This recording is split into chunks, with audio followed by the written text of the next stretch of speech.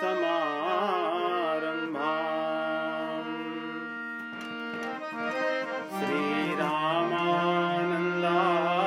श्रीरामानन्दार्यमध्यमाम् अस्मदाचार्यपर्यन्ताम्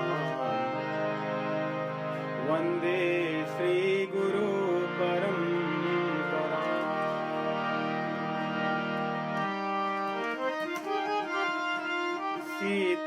सीताराम सीताराम सीताराम सीताराम सीताराम सीताराम सीताराम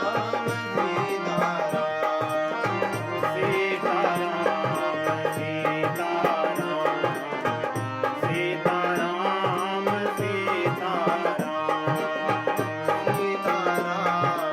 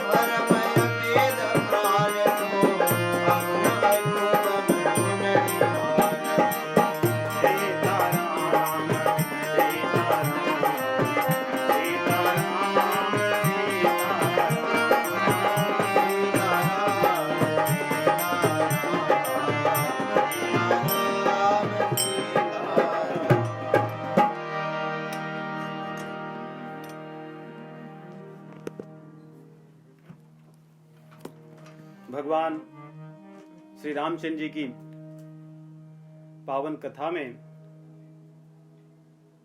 उसके वर्णन में गोस्वामी तुलसीदास जी भगवान के नाम देव की वंदना करते हैं और आरंभ में ही वे कह आए थे कि एहिमह रघुपति नाम उदारा। ये जो मेरा ग्रंथ है रामचरितमानस, इसमें मैं रघुनाथ के उदार नाम का वर्णन करूंगा। वो उदार नाम जो श्रुतियों का सार है और सबको पावन करने वाला है। तो वो उदार कैसा है, उसकी उदारता का हम कुछ लक्षण यहां पे देखेंगे कुछ दोहों में। इसी को राम नाम वंदना जो प्रकरण कहा जाता है रामचरितमानस में, जिसमें भगवान के नाम की उदारता क्या है, उसे उदार क्यों गोस्वामी जी कहे और श्रुतियों का सार है ऐसा उन्होंने लिखा, उसी बात को यहां विस्तार करेंगे। तो कहते हैं, पिछली बार हमने पढ़ा था, एक छत्र एक मुकुटमणि सब वर्णन पर जो, तुलसी रघुवर नाम के वरण विराजत दो। कि सभी वर्णों पर ये मकार रूप में और रेफ रकार रूप में विराजता है, छत्र मणि के समान, मुकुट मणि के समान। आगे कहते हैं कि नाम किस प्रकार भगवान से बड़ा है और नाम किस प्रकार भेद से रहित है, सगुण अगुण भेद से। इसका विस्तार करेंगे। कहते हैं कि जैसे नाम और नामी संसार में अधिकतर देखने में दोनों में उतना बल नहीं होता कई बार, या उतनी शक्ति नहीं होती। जैसे हम केवल कहें कि गन बंदूक, और वास्तव में बंदूक दोनों में अंतर है, दोनों में वही शक्ति नहीं है, उनके शब्द में और वास्तविक उसमें अंतर बहुत अधिक है। लेकिन भगवान का नाम और भगवान, इनमें भेद नहीं है, ये दोनों एक ही हैं, इन दोनों का प्रभाव एक ही है, इन दोनों में कोई अंतर या भेद हम नहीं देख सकते। परंतु नाम की महिमा को समझाने के लिए गोस्वामी तुलसीदास जी किस प्रकार हमें बताएंगे कि भगवान से भी बड़ा भगवान का नाम है, और उसको उदाहरणों से, भगवान की लीलाओं से इस बात का सत्यापन भी करेंगे। तो कह रहे हैं कि जैसे सेवक और स्वामी में प्रेम होता है, सेवक स्वामी के पीछे पीछे चलता है, वैसे ही नाम स्वामी है और जो नामी भगवान है वो उसके सेवक हैं। जहां आप नामी को बुलाओगे, जहां आप राम कहोगे, वहां पर राम उपस्थित होते हैं। ये नाम की महिमा है। इसलिए नाम के प्रभाव को हम कभी कम करके आंक नहीं सकते। अन्य मंत्रों के जप में बहुत कठिन नियम है, परंतु भगवान के नाम जप में इस प्रकार के जो क्लिष्ट नियम नहीं कहे गए, क्योंकि इसका प्रभाव सदैव रहता है। जैसे ही भगवान का नाम लेते हो, भगवान वहां पर उपस्थित होते हैं, प्रकट होते हैं, साक्षात उनकी शक्ति वहां पर होती है। हम अनुभव न कर सकें, यह हमारी साधना में कमी का परिणाम है। हम भगवान को न देख सकें, यह हमारी दृष्टि की कमी है। परंतु भगवान तो साक्षात वहां होते हैं नाम लेने पर। इसलिए गोस्वामी जी कहते हैं कि नाम और नामी तो सरिस एक समान होते हैं, परंतु मुझे रामचंद्र जी राम नाम के सेवक दिखते हैं, क्योंकि जहां पर नाम लिया जाता है, जहां पर नाम होता है, वहां पे राम जी दौड़कर आते हैं। और नाम और रूप, ये दोनों भगवान की उपाधियां हैं, या किसी किसी भी चीज की, जैसे हम कहें आंवला, तो आंवला का एक नाम है और आंवला का एक रूप है। अगर हमारे हाथ में कोई आंवला रख भी दे तो हम उस आंवला को जब तक कोई नाम न बताए, और अगर अंधेरा हो तो उसको पहचान नहीं सकते, देख नहीं सकते। अगर भले ही अंधेरा हो, हमारे हाथ में कोई रख दे, कहे आंवला है, तो हम अपने मन में समझ जाएंगे कि आंवला कैसा होगा, किस प्रकार का होगा, उसका स्वाद कैसा होगा, क्योंकि हम उसको जानते हैं। नाम से उसके रूप का ज्ञान हो जाता है। यहां पर जैसे हम किसी को कहें कि यश जी, जैसे आप लोगों की ये विंडो अगर बंद भी है, फिर भी नाम से आप लोगों का दर्शन हो जाता है, नाम से दर्शन हो जाता है। यश कहने से पता है कि यश जी वहां बैठे हैं। और नाम न रहने पर व्यक्ति को समझने में कई बार कठिनाई होगी। अगर वो न देखता हो तो समझ भी नहीं सकता। लेकिन नाम ऐसा है जो बिना रूप देखे ही उसके गुण को बता देता है, उसको समझा देता है। इसलिए कह रहे हैं अकथ अनादि सुसाम्य जिसाधि।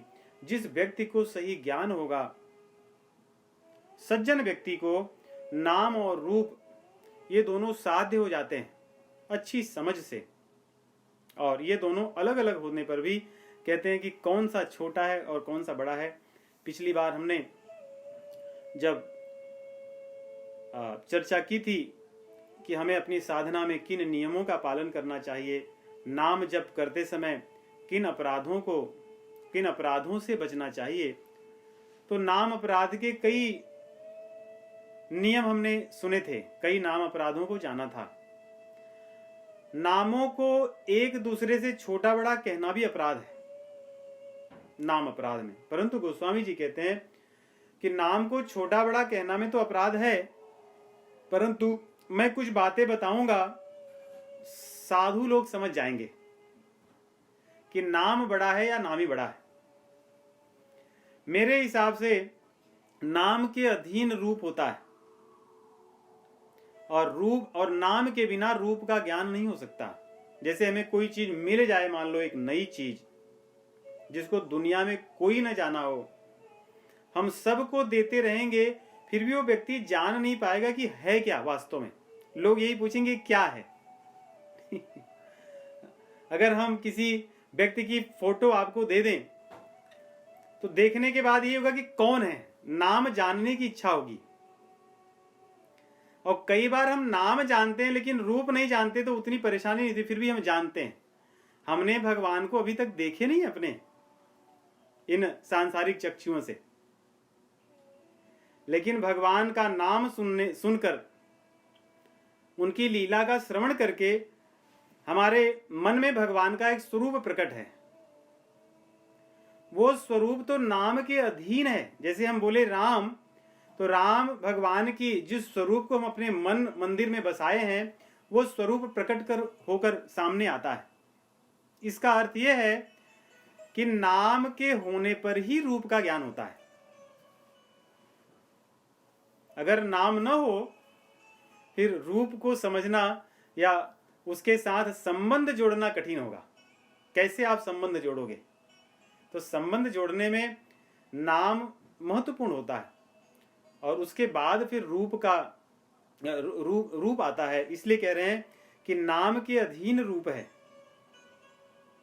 और यदि हमारे पास कोई चीज करतल गत न परई पहचाने, रूप विशेष नाम बिनु जाने। हाथ में भले हमारे कोई वस्तु हो, परंतु यदि उसका नाम न जानते हो तो उसके साथ संबंध या उसके विशेष रूप को हम नहीं जान सकते, उसको नहीं समझ सकते। इसलिए आगे कह रहे हैं कि नाम और रूप जो है, इनकी कहानी या इनकी गति बहुत विलक्षण है, दिव्य है। ये दोनों हमें जो प्रदान करते हैं, या इन दोनों की जो कहानी है, जो कथा है, ये कहीं नहीं जा सकती। अर्थात भगवान के नाम का भी और भगवान के गुण का भी हम पूर्ण रूप से गान नहीं कर सकते। उसको पूरी तरह से समझ करके उसको पूरी तरह से व्याख्या में नहीं ढाल सकते, क्योंकि ये तो वेदों के भी समझ के परे की बात है। नेति नेति कही वेद बखाना। वेद भी भगवान के गुणों को नेति नेति कहकर बखानते हैं, वर्णन करते हैं, तो हम कैसे कह सकते हैं। परंतु गोस्वामी तुलसीदास जी यहाँ कह रहे हैं, नाम की महिमा को मैं ऐसे समझूंगा कि भगवान के दो स्वरूप साधकों में अपनी साधना में साधक मानते हैं। कुछ साधक भगवान को निर्गुण ब्रह्म के रूप में मानते हैं और उनकी उपासना करते हैं।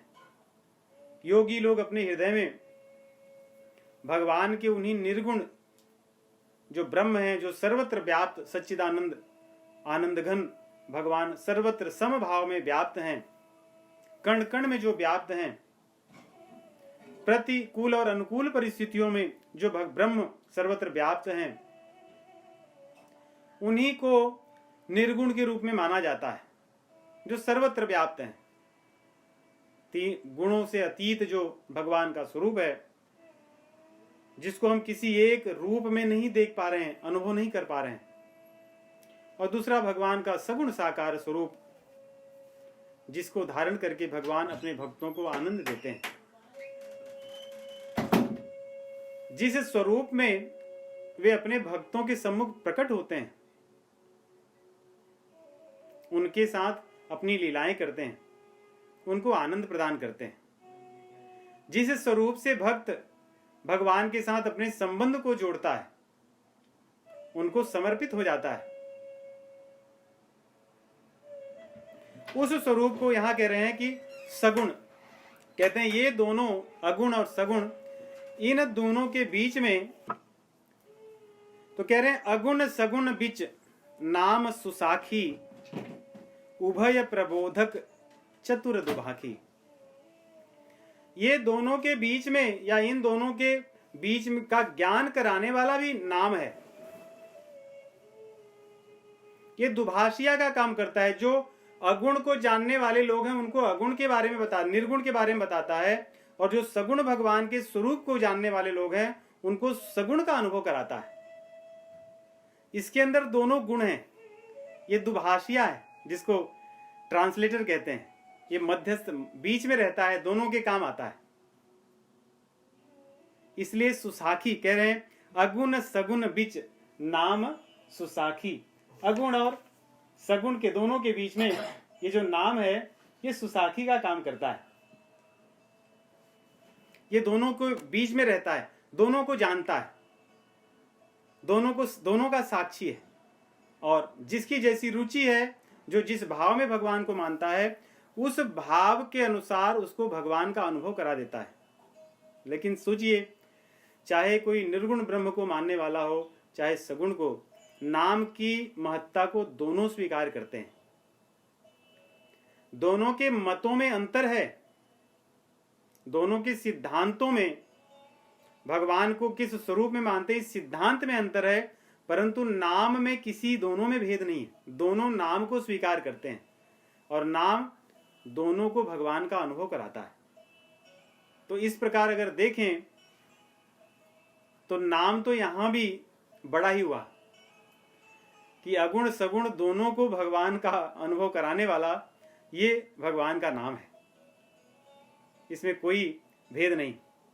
तो इसलिए गोस्वामी जी कहते हैं कि हे जीव, यदि तू अपने भीतर रहने वाले परमात्मा जो भगवान विराजमान हैं तुम्हारे हृदय में परमात्मा के स्वरूप में, उनको देखना चाहता है, या संसार में कण कण में विराजमान जो भगवान हैं उनको देखना चाहता है, तू अपने जिह्वा रूपी देहरी पर भगवान के नाम राम नाम को रख।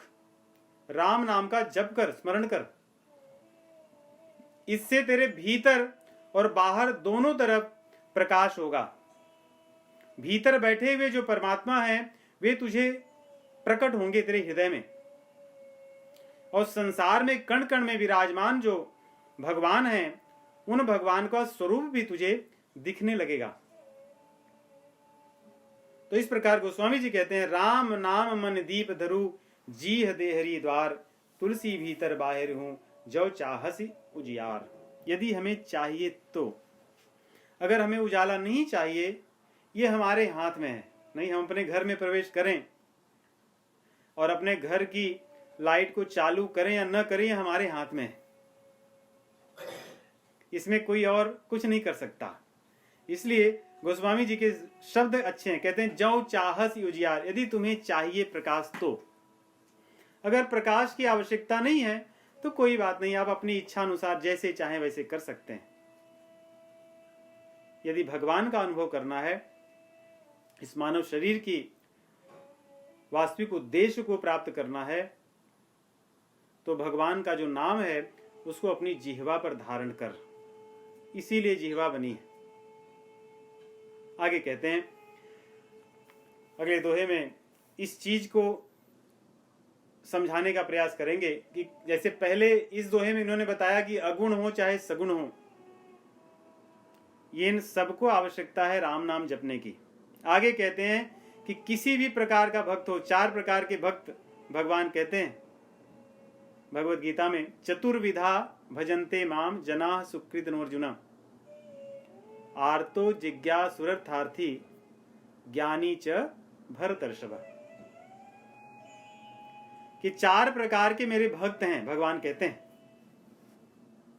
कि मेरे कुछ भक्त आर्त होते हैं, उन्हें जब जीवन में कष्ट होता है, संकट पड़ता है, तो मेरे पास आते हैं और मेरे आश्रित होकर के अपने संकट को दूर करना चाहते हैं। दूसरे मेरे भक्त अर्थार्थी हैं, जिनको संसार में कुछ पाना होता है, सांसारिक वस्तु हो या कुछ चमत्कारिक शक्तियां हो, सिद्धियां हो, पाना चाहते हैं, वे लोग मेरे पास आते हैं। और तीसरे प्रकार के मेरे भक्त जिज्ञासु हैं। जिज्ञासु मतलब कुछ लोगों के मन में रहता है कि वास्तव में भगवान कौन है, ये संसार में क्या सब चीजें चल रही हैं। कुछ लोग भगवान को मानते हैं, कुछ लोग अलग अलग रूप में मानते हैं, कुछ उनके मन में इस प्रकार की जिज्ञासाएं उठती हैं और उसको लेकर कुछ लोग भगवान के बारे में कुछ जानना चाहते हैं, और कुछ लोग उससे ऊपर उठ करके जो भगवान के ज्ञानी भक्त होते हैं, जो भगवान को जानकर फिर उनसे प्रेम करते हैं। और भगवान कहते हैं कि ये सारे उदारा सर्व एवैते, सभी लोग उदार हैं, सभी लोग बड़े हैं,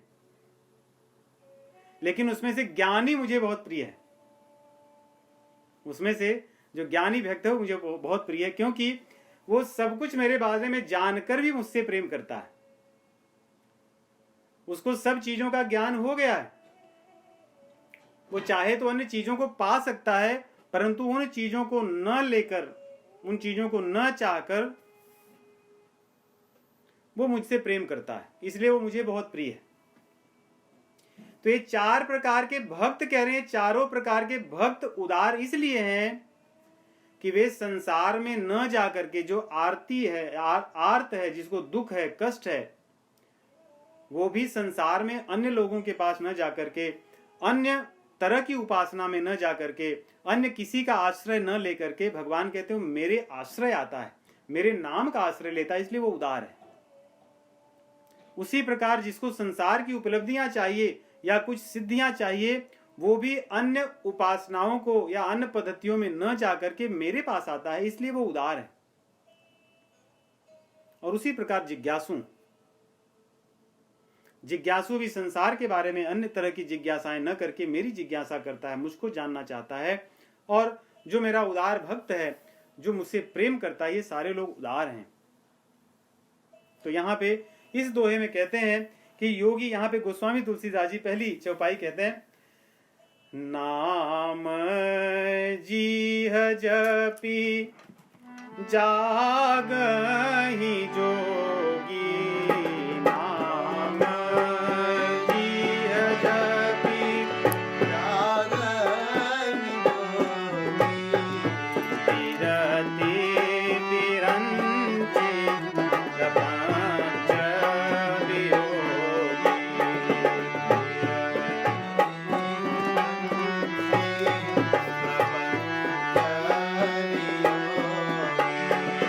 ब्रह्म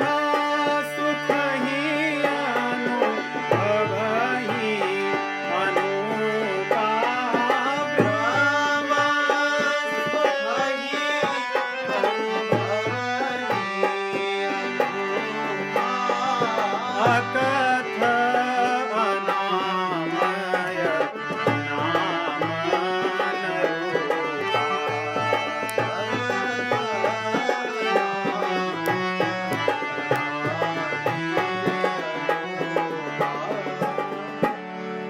नाम जीह जपि जागहि जोगी। गोस्वामी जी कहते हैं जोगी मतलब योगी।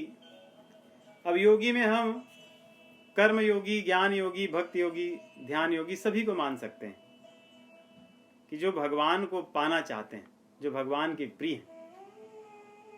इसलिए कह रहे हैं वे लोग भी अपनी जिह्वा से नाम को जपते हैं और भगवान का अनुभव करते हैं।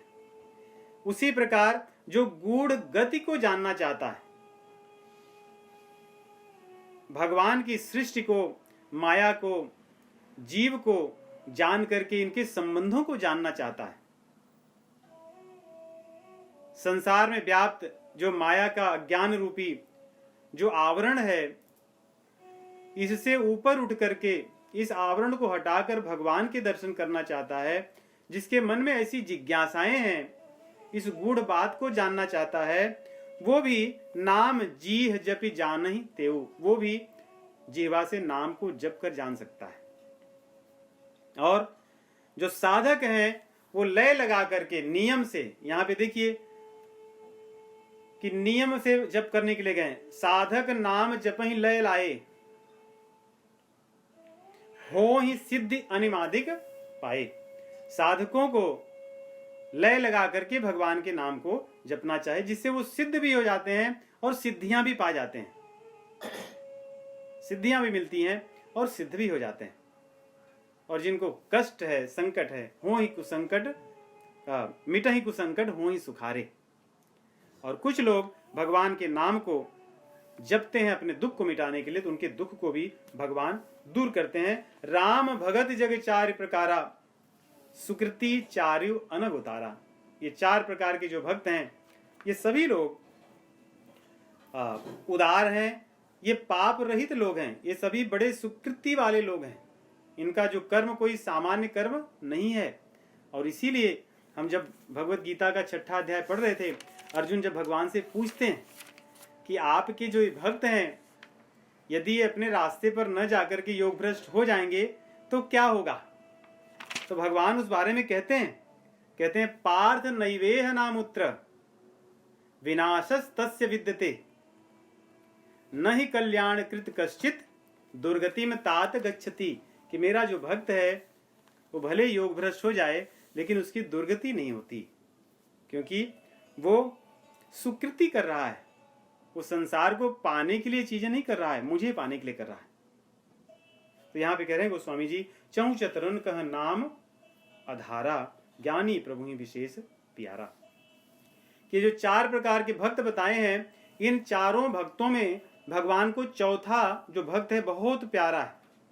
और भगवत गीता में भी ये बात भगवान कहते हैं उदारा सर्व एवैते ज्ञानी त्वात्मैव मे मतम, आस्थितः सही युक्तात्मा मामे वानुत्तमाम गतिम। कहते हैं कि जो मेरा ज्ञानी भक्त है, जो मुझे जान करके मुझसे प्रेम करता है, वो मुझे बहुत प्रिय है। तो ये यहाँ पे कह रहे हैं कि ज्ञानी प्रभु ही विशेष प्यारा। लेकिन ये चारों भक्तों को चारों युगों में, चारों वेदों में भगवान के नाम का ही आधार है। इसमें सारी चीजें बताने का उद्देश्य गोस्वामी तुलसीदास जी का यह है कि भक्त किसी प्रकार का हो, किसी भी युग में हो, सतयुग में, त्रेता में, द्वापर में, कलयुग में, केवल भगवान के नाम का ही आश्रय होना चाहिए, और होता है। भगवान के नाम के आश्रय से ही उनका कल्याण होता है। नहीं, हम प्रहलाद महाराज को देखते हैं, भगवान के नाम का ही तो आश्रय था, और क्या था। हम अजामिल की कथा सुनते हैं, भगवान के नाम का ही तो आश्रय था। त्रेता युग में हम देखते हैं विभीषण जी क्या करते थे, भगवान के नाम का ही तो आश्रय लिए थे, और क्या करते थे। जब हनुमान जी लंका में प्रवेश करते हैं तो उन्होंने वही तो किया, राम राम तेहि सुमिरन कीन्हा, हृदय हर्ष कवि सज्जन चीन्हा। भगवान के नाम का ही तो आश्रय था। भगवान के नाम के ही बल पर तो सेतु बंधन हुआ था, नाम लिखकर। और क्या था, राम नाम लिखने पर पत्थर भी तैरने लगे और वे एकजुट होकर सेतु बंधन हो गया। उसी प्रकार भगवान कृष्ण जी के समय में भी जो भगवान के भक्त थे उनके नाम को ही तो जपते थे। द्रौपदी के ऊपर जब अत्याचारी दुर्योधन तथा उसके भाइयों का अत्याचार बढ़ा, उनका चीरहरण होने लगा, उसमें उन्हें गोविंद गोविंद द्वारिकाधीश इस प्रकार उनके नाम को ही लेकर तो बुलाया। और कलयुग में क्या कलयुग में तो सब झुंड के झुंड, राम नाम के अतिरिक्त और क्या है? किस चीज से उद्धार होगा? तो नाम की महिमा केवल कलयुग ही नहीं, चारों युगों में है। और भगवान के नाम का वर्णन वेदों में भी है। पुराणों में तो है ही भगवान के नाम का वर्णन, वेदों में भी है।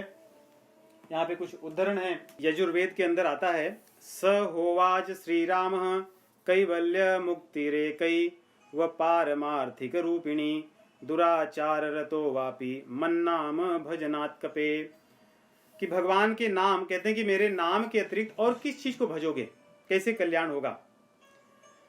और अथर्ववेद में ही श्री राम रहस्य उपनिषद है, उसमें भगवान राम जी स्वयं कहते हैं, अथ पंच दंडकानी पितृघ्नो मातृघ्नो ब्रह्मघ्नो गुरुहननः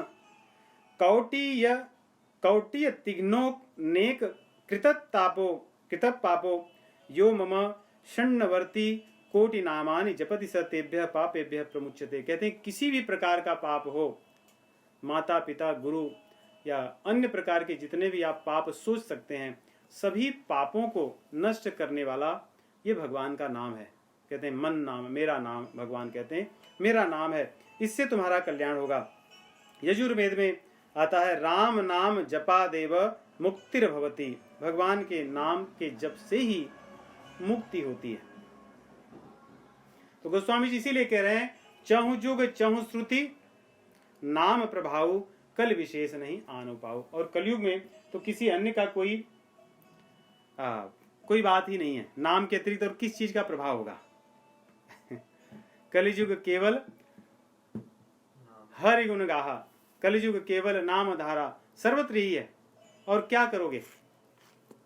तो आगे कहते हैं कि इतना ही नहीं, जो लोग कुछ भी नहीं चाहते फिर उनको क्या चाहिए? बाकी जो चार भक्त थे वो तो कुछ न कुछ तो चाहिए उन्हें।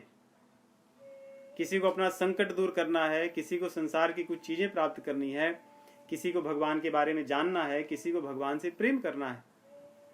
लेकिन कह रहे हैं कुछ लोग ऐसे भी भगवान के भक्त हैं जिनको कुछ नहीं चाहिए, सकल कामना हीन जे राम भगत रस लीन। जिनको बस भगवान की भक्ति में रहना है, उनको मतलब कुछ जीवन में चाहिए ही नहीं। जिनके साथ कुछ भी हो जाए उनमें भक्ति में ही लीन रहते हैं, उसमें उसी में उन्हें आनंद आता है। कहते हैं उनको भी नाम की बड़ी आवश्यकता होती है। कहते हैं वे लोग भी नाम का ही आश्रय लेते हैं अपने मन में, या वे भगवान के नाम में ही सदैव खोए रहते हैं। राम नाम रूपी जो अमृत का सरोवर है, कहते हैं उसमें उनका मन मछली की तरह अंदर बैठा रहता है। जो मछलियां होती हैं जल में कितनी भी गहराई पे रहें, कहते हैं कि मछली जल में जब जितनी गहराई पे जाती है उसके लिए संकट उतना ही कम हो जाता है। सुखी मीन जे नीर अगाधा तिमि हरि भगत न कौनो बाधा।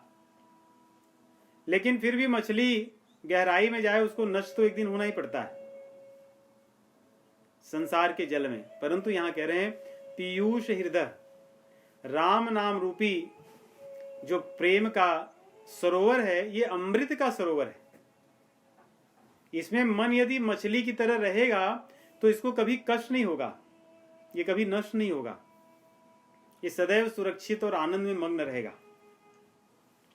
तो आगे गोस्वामी जी कहते हैं कि अगुण और सगुण से अब सिद्ध करेंगे। अब अगले दो दोहे में वे सिद्ध करेंगे कि जो अगुण या निर्गुण जो ब्रह्म है उससे भगवान का नाम किस प्रकार बढ़ा है, और जो सगुण ब्रह्म है उससे भगवान का नाम किस प्रकार बढ़ा है।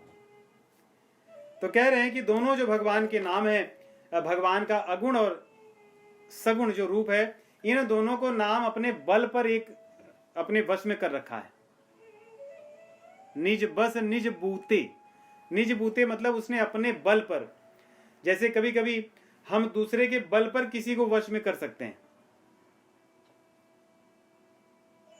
जैसे हमारे पास मान लो कोई ऐसी चीज हो जिससे हम किसी का हानि पहुंचा सकें, तो कई बार उस व्यक्ति को अपने वश में कर सकते हैं, उसके बल पर, हमारा खुद का नहीं है, दूसरे के बल पर। जैसे हम सब एक दूसरे को इसमें बैठे देख पा रहे हैं, इस कथा को श्रवण कर पा रहे हैं, ये अपने बल पर नहीं, इस टेक्नोलॉजी के बल पर, टेक्नोलॉजी के बूते, उसके बल पर। लेकिन गोस्वामी जी कहते हैं जो नाम है ये अपने बल पर दोनों को वश में कर रखा है। और उसका उदाहरण देंगे। कहते हैं कि मैं जो बात बता रहा हूं इसको प्रौढ़ी मत समझना। प्रौढ़ी मतलब समझते हैं आप लोग? प्रौढ़ी मतलब ऐसे ही गर्व के साथ कुछ कह देना, कोई बड़ी बात ऐसे ही बोल देना कि मैं कह रहा हूं इसलिए ऐसा। तो कह रहे हैं कि कोई ऐसा मत सोचे कि मैं कह रहा हूं या मैं ऐसे ही कह दे रहा हूं, ये मेरे मन में इसका विश्वास है। कहूं प्रतीति प्रीत रुचि मन की, मुझ पर विश्वास, मेरे मन में ये विश्वास है और मेरे मन में ये प्रीति है इस नाम के प्रति, इसलिए कह रहा हूं। जिस प्रकार अग्नि काष्ठ में रहती है लेकिन दिखती नहीं है, लेकिन जब घर्षण होता है तो वही अग्नि प्रकट हो जाती है, क्योंकि अग्नि थी काष्ठ में इसलिए प्रकट हुई, अगर उसमें न होती तो प्रकट नहीं होती। तो अग्नि दो प्रकार की, एक अग्नि काष्ठ लकड़ी के भीतर रहती है और एक उसके बाहर प्रकट होकर के जब जलने लगती है। उसी प्रकार भगवान है। भगवान सर्वत्र कण कण में व्याप्त, जो निर्गुण ब्रह्म जिसको हम कह रहे हैं, वो उस अग्नि की तरह है जो लकड़ी में निहित है, उसमें छिपी हुई है, दिख नहीं रही है। और एक सगुण भगवान का स्वरूप है। जब भगवान अवतार लेते हैं, उनके जो नाना प्रकार के स्वरूप हैं, अनगिनत स्वरूप भगवान के,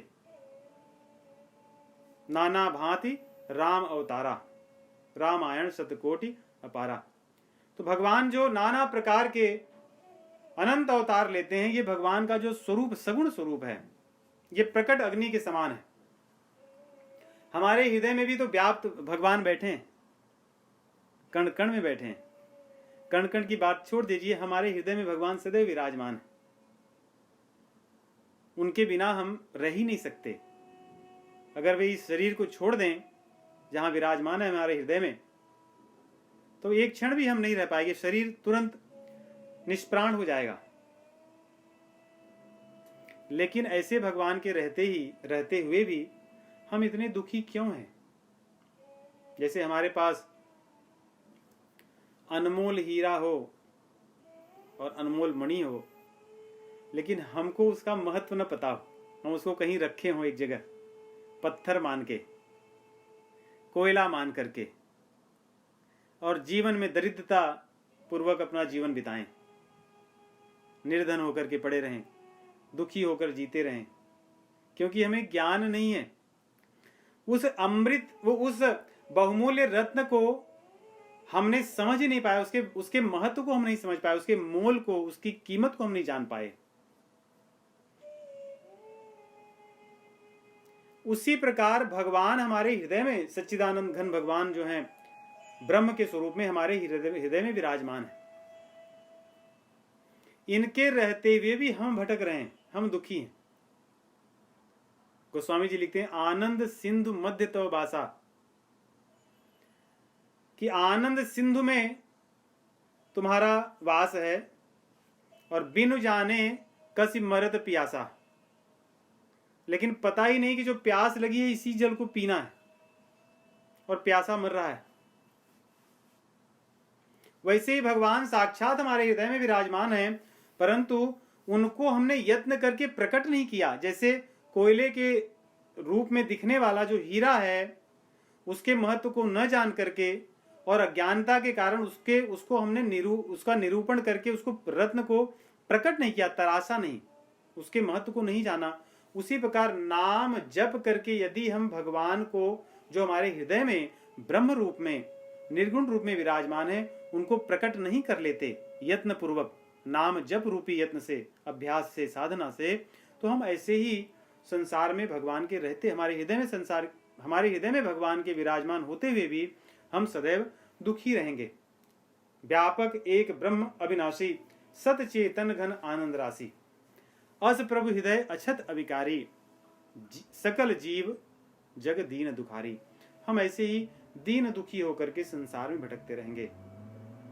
अर्थात जो व्यक्ति भगवान को निर्गुण स्वरूप में अपने हृदय में योगी परमात्मा को देखना चाहता है, वो नाम को जप कर ही उनको प्रकट करता है।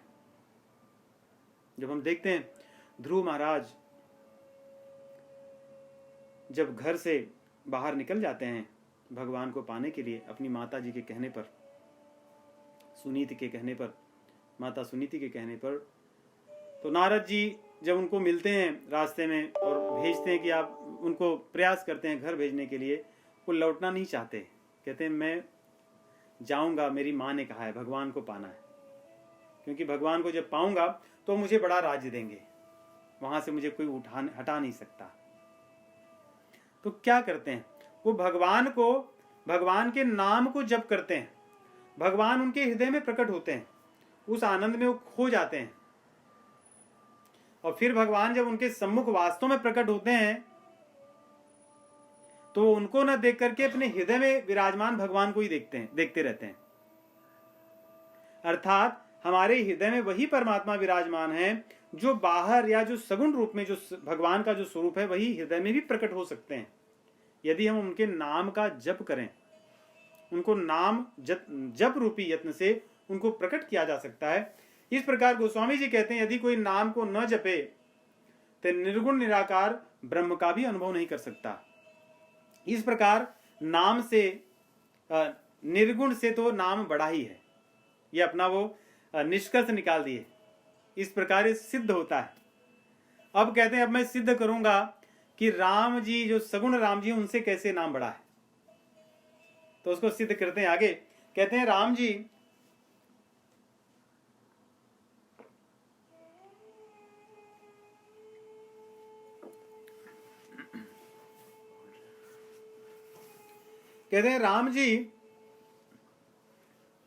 तो भक्तों के लिए अवतार लेते हैं, और भगवान ऐसा नहीं कि बार बार सबके लिए अवतार लें। वो अपने भक्तों को पहचानते हैं, उनकी बहुत सारी लीलाएं उनको करनी होती है, उसी अनुसार तब वो अवतार लेते हैं और संकट सहते हैं, तब अपने भक्तों के दुख को दूर करते हैं। कौन से, अब सोचिए भगवान को मत से होना पड़े, ये कोई अच्छी बात है। सूकर बनना पड़े, नरसिंह बनना पड़े, वामन रूप धारण करें, हंस हयग्रीव धारण करें, ये कैसी कोई अच्छी बात थोड़ी है। और जब भगवान अपने सबको आनंद देने वाले, सबको मोहने वाले अपने राम या कृष्ण स्वरूप में जब अवतार लेते हैं, उस स्वरूप में भी कितना संकट सहते हैं। भगवान राम जी की लीला पूरा संकटों से सही भरी है। भगवान श्री कृष्ण की तो जन्म से ही संकट शुरू होते हैं, जन्म लेते ही वहां से जाना पड़ता है। उनको भी संकट, माता पिता को भी संकट, जहां जाते हैं वहां पर भी संकट। तो पूरा भगवान की जो लीला है तो संकट से ही भरी है, लेकिन ये संकट भगवान सहते हैं अपने भक्तों के लिए। लेकिन नाम देखो, नाम तो ऐसा है कि नाम जपने से एक नहीं अनेक भक्तों का अनायास ही आनंद मिलता है। जिन भक्तों को आनंद देने के लिए भगवान को अपना अवतार लेकर के कष्ट सहना पड़ता है, नाम उन्हीं भक्तों को बड़े आसानी से बहुत आनंद देता है, और अनायास ही, बिना कोई प्रयास भी नहीं करता। जो नामदेव हैं ये कोई संकट नहीं सहते, फिर भी आनंद सबको दे देते हैं। कहते हैं एक अहल्या जी को तारने के लिए भगवान ने कितना कष्ट था, उनको चरण से अपने छुआ। लेकिन नाम हमारी कितनी, अहल्या जैसी हमारी बुद्धि को, जैसे अहल्या जी ने का जो इंद्र के साथ व्यभिचार था, उसके कारण उनकी वो स्थिति हुई और तब भगवान को उनको तारना पड़ा। लेकिन हमारे कह रहे हैं कि नाम कोटि खल कुमति सुधारी, हमारे संसार में रहने वाले करोड़ों ऐसे व्यभिचारियों की बुद्धि को नाम सुधार देता है। अपने आप नाम जपने से सुधर जाती है बुद्धि। और आगे कह रहे हैं सुकेतु की कन्या अर्थात ताड़का। सुकेतु एक यक्ष था जिसने ब्रह्मा जी से बड़ी तपस्या करके एक पुत्र पाना चाहा, परंतु ब्रह्मा जी ने उसको पुत्र नहीं पुत्री दिए और वो पुत्री भी हजारों हाथियों के बल के समान बड़ी उसके पास शक्ति थी। उसका विवाह सुंद से हुआ और उसके बेटे थे मारीच और सुबाह। तो भगवान ताटका को और सुबाहु को मारते हैं और मारीच को छोड़ देते हैं। तो कह रहे हैं कि भगवान ने तो एक सुकेत की कन्या को मारी, लेकिन सहित सैन सुत कीन विवाकी सहित दोष दुख दास दुरासा दरई नाम जीव रवि निशिनासा। लेकिन जो नाम है, नाम तो ऐसे ही कितनों को सुधार देता है, कितने दुष्टों को मार देता है। और यहाँ पे अगर देखें आप, कह रहे हैं कि सेना को लेकर के भगवान को मारना पड़ा, या क्षमा कीजिए, सेना सहित भगवान ने ताटका और उसके जो पुत्र थे उनको मारा, परंतु जो नाम है सहित दोष दुख दास दुराशा, जो दास हैं